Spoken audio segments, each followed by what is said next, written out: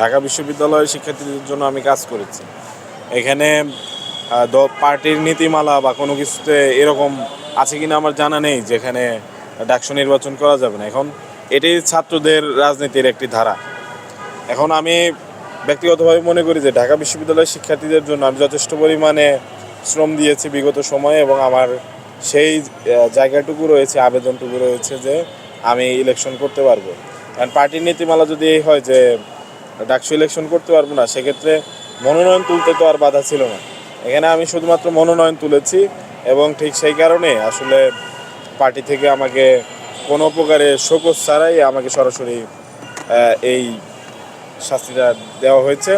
তবে একটি জিনিস জানিয়ে রাখি, আমার ডাকসু করার ইচ্ছা ছিল এবং আমি পার্টিকে ইতোপূর্বেই জানিয়েছি, অর্থাৎ গতকালের পূর্বেই আমি পার্টিকে এটি জানিয়েছি যে আমার ডাকসু করতে আগ্রহ আছে।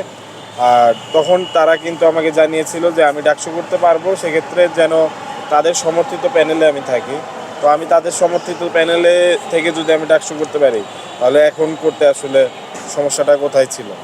তো আসলে তাদের সমর্থিত প্যানেলে হয়তো তারা আমাকে যে জায়গায় রেখেছিল সেটি আমার জন্য সম্মানজনক ছিল না, বা আমি ঢাকা বিশ্ববিদ্যালয়ের শিক্ষার্থীদের জন্য যতটুকু করেছি সেই অনুপাতে এটি আমার জন্য যথেষ্ট ছিল না।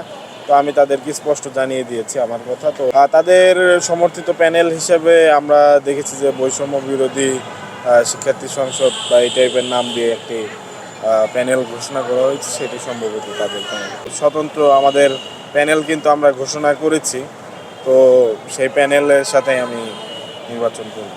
ঢাকা বিশ্ববিদ্যালয়ের শিক্ষার্থীরা আমার চতুর্দিকে সবসময় থাকে। আমি ঢাকা বিশ্ববিদ্যালয়ের সমস্যা, শিক্ষার্থীদের ইন্ডিভিজুয়াল সমস্যা, সেগুলো সমাধান করার চেষ্টা করি, এবং ঢাকা বিশ্ববিদ্যালয়ের শিক্ষার্থীদের যে সামষ্টিক সমস্যা সেগুলোর দিকেও আমি ফোকাস রেখে বেশ কয়েকটি উদ্যোগ নিয়েছি। তো সেই জায়গা থেকে আমার কাছে মনে হয়েছে যে ডাকসুর সাধারণ সম্পাদক বা জিএস পদপ্রার্থী হওয়াটার মতো আমার যোগ্যতা ছিল, এবং ইতোপূর্বেই আমি পার্টিকে সেটি কিন্তু অবহিত করেছি। তো আমাকে এভাবে অসম্মানের সাথে বিদায় দেওয়াটা আমার জন্য একটু বেশ বিব্রতকর হয়েছে, এবং আমার যারা শুভাকাঙ্ক্ষীরা রয়েছেন তারা এই বিষয়টি আর কি নোটিস করেছেন। জাতীয় নাগরিক পার্টি যেটি থেকে আমি সদ্য বহিষ্কৃত হয়েছি, তো এই পার্টিটা সামনে ভালো করুক, এবং গণ অভ্যুত্থানের পরে যে নতুন একটি শক্তির উত্থান হওয়া দরকার ছিল রাজনৈতিকভাবে, আমি মনে করি যে জাতীয় নাগরিক পার্টি সেই শক্তির প্রতিনিধি হিসেবেই আছে, এবং আমরা যারা তরুণ প্রজন্ম আছি তারা প্রত্যেকেই চাই যে জাতীয় নাগরিক পার্টির একটি অবস্থান ভালো থাকুক।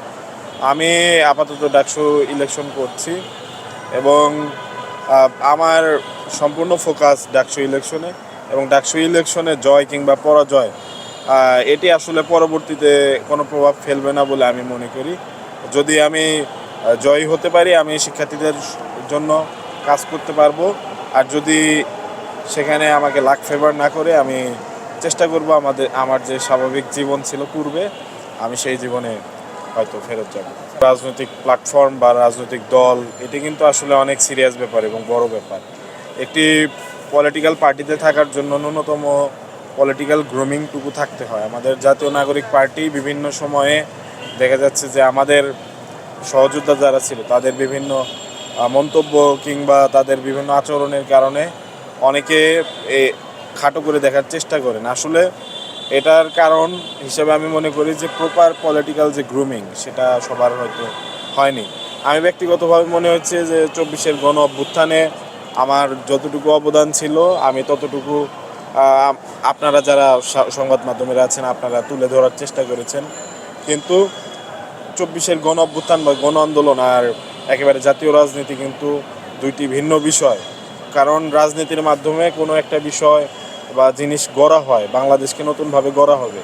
আর আমাদের যে তারুণ্যের শক্তি ছিল 24-এ আমরা যে শক্তির উত্থান ঘটিয়েছি সেটি কিন্তু ধ্বংসাত্মক শক্তি ছিল। তো দুইটি কিন্তু ডিফারেন্ট ইস্যু। তো এই জন্য প্রপার পলিটিক্যাল গ্রুমিং প্রয়োজন বলে আমি মনে করেছি, এজন্যই আমার ডাকসুতে ফিরে আসে। 5 আগস্টে একটি ঐতিহাসিক দিন ছিল। সেদিন আমরা দেখেছি যে আমাদের পার্টিরই 5 জন কেন্দ্রীয় সদস্য তারা কক্সবাজার গিয়েছিলেন, এবং এটির একটি নেতিবাচক প্রভাব কিন্তু আমরা গণমাধ্যমগুলোতে দেখেছি, এবং নেটিজেনরা কিন্তু এটাকে ভালোভাবে নেয়নি। তারা বিভিন্ন ধরনের মন্তব্য করেছে। তো সেক্ষেত্রে কিন্তু পার্টির সম্মান কিন্তু বাড়েনি। তো তাদেরকে যখন শোকজ করা হয়েছে তারপরও কিন্তু তারা ঢাকায় আসার প্রয়োজন বোধ করেনি। শোকজ মানে সরাসরি কিন্তু সম্মানিত আহ্বায়ক নাহিদ ইসলাম বা আক্তার হোসেনের কাছে কিন্তু তারা এসে এর জবাবদিহিতা করবে। তারা কি করলেন যে ফেসবুক পোস্টের মাধ্যমে সেটার জবাব দিয়ে দিলেন। এটি আসলে পৃথিবীর কোনো, বাংলাদেশ তো দূর, পৃথিবীর কোনো পার্টির ইতিহাসে এরকম হয়েছে কিনা আমার জানা নেই। তো ফলশ্রুতিতে কিন্তু মানুষ আরও হাস্যরস করেছে। তো তারপরও তাদের কিন্তু গুরু কোনো দণ্ড হয়নি। এখন আমি ডাকসুর যে মনোনয়ন ফর্ম তুলেছি, তারা কিন্তু আমার সাথে ন্যূনতম আলোচনাটা করতে পারতো। যদি পার্টির এক্ষেত্রে মান সম্মান নষ্ট হওয়ার ভয় ছিল, আমি আমার জায়গা থেকে সর্বোচ্চটুকু ছাড় দেওয়ার মানসিকতা ছিল। তো সেই জায়গা থেকে আমি 24-এর গণ অভ্যুত্থানে যতটুকু চেষ্টা করেছি, নিজে আহত হয়েছি, তারপরও লড়াই করেছি। তো আমি অন্তত এতটুকু প্রত্যাশা করেছিলাম, কিন্তু সেটি যখন হয়নি আমার অবশ্যই হতাশ লেগেছে। দেখুন, আমাকে শোকজ ছাড়াই যে বহিষ্কার করলো, এর মধ্যে কিন্তু আজকের আপনারা যে প্রশ্নোত্তর পর্ব চালাচ্ছেন এটার উত্তর নিহিত। তার মানে বোঝা যাচ্ছে যে বিমাতা সুলভ আচরণ কিন্তু পার্টির ভেতরে আমার প্রতি ছিল।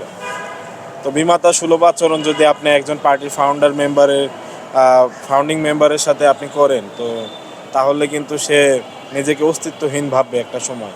কারণ আমারও কিন্তু অবদান ছিল এবং আছে। 24-এর গণ অভ্যুত্থানের কথা যতবার বলবেন, আমার নামটা তো আপনি বাদ দিতে পারবেন না।